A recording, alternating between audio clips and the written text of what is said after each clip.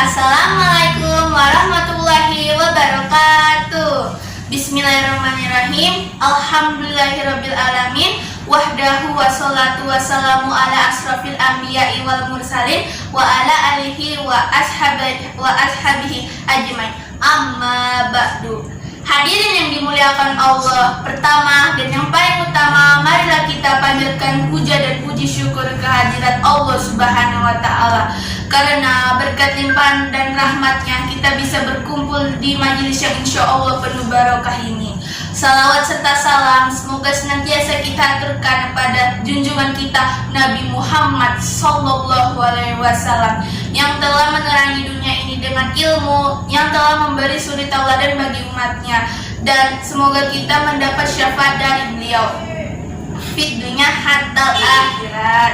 Dewan juri yang saya hormati, izinkan saya memperkenalkan diri. Nama saya Vita Isnaini Hutauru, saya dari SMP Negeri 1 Pematang Siantar, dan izinkan saya menyampaikan pidato yang berjudul Nabi Muhammad Idolaku.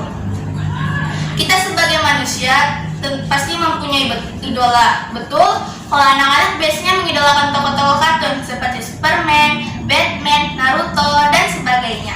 Ada lagi yang mengidolakan para penyanyi seperti Cowboy Junior, Smash, Cherry Bell, dan sebagainya. Apakah anak-anak yang mengidolakan para penyanyi tersebut itu salah? Apakah anak-anak yang menyukai tokoh-tokoh film itu keliru? Kalau mereka hanya menyukai musiknya, kalau mereka hanya menyukai lagunya, itu tidak apa-apa. Tetapi kalau mereka sampai mengikuti tingkah laku dan perbuatan para penyanyi tersebut, maka itu yang berbahaya. Kenapa? Karena para penyanyi tersebut hanyalah manusia biasa yang bisa salah dan lupa. Hadirin yang dimuliakan Allah, lantas siapakah yang sosok untuk kita idolakan, yang pantas untuk kita ikuti dan ikuti perbuatannya? Yang pantas untuk kita idolakan tidak lain adalah junjungan kita Nabi Muhammad Sallallahu Alaihi Wasallam.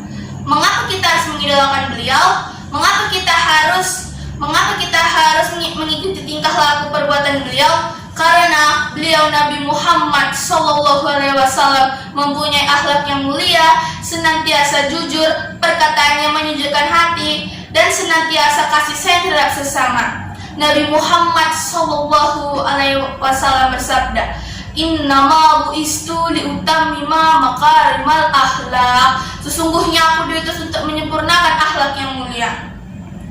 Hadirin yang berbahagia, pernah pada suatu hari Nabi Muhammad Sallallahu Alaihi Wasallam hendak menuju ke Ka'bah. Di tengah perjalanan, Nabi Muhammad Sallallahu Alaihi Wasallam merasa yang tidak biasa. Ternyata pada hari itu Nabi Muhammad Sallallahu Alaihi Wasallam tidak menjumpai si kafir Quraisy yang biasa melempari beliau dengan kotoran, yang biasa meludahi beliau ketika beliau hendak menuju ke Ka'bah.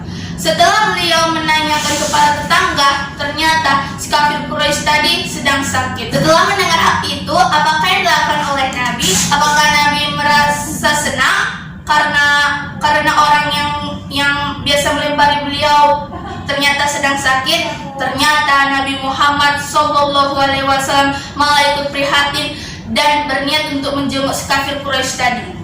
Ya, begitulah Nabi Muhammad Sallallahu Alaihi Wasallam mengajarkan kepada kita agar jangan membalas keburukan dengan keburukan pula, akan tetapi balaslah keburukan dengan kebaikan. Singkat cerita, setelah Nabi Muhammad Sallallahu Alaihi Wasallam menjenguk si kafir Quraisy tadi, maka orang kafir Quraisy tadi merasa bersalah dan memuji sifat mulia Rasulullah Sallallahu Alaihi Wasallam. Ia pun masuk Islam dan mengakui Nabi Muhammad Sallallahu Alaihi Wasallam sebagai utusan Allah Subhanahu Wa Taala. Hadirin rahimakumullah, sebelum saya tutup pidatonya, izinkan saya membacakan pantun. Di SMP Negeri 1 menuntut ilmu, didampingi ustaz-ustazahku, mau tahu idolaku, Nabi Muhammad lah sudah tentu. Demikian pidato yang dapat saya sampaikan. Mohon maaf jika ada kekurangan. Guru Irian, Guru Cendrawasih, cukup sekian dan terima kasih. Assalamualaikum warahmatullahi wabarakatuh.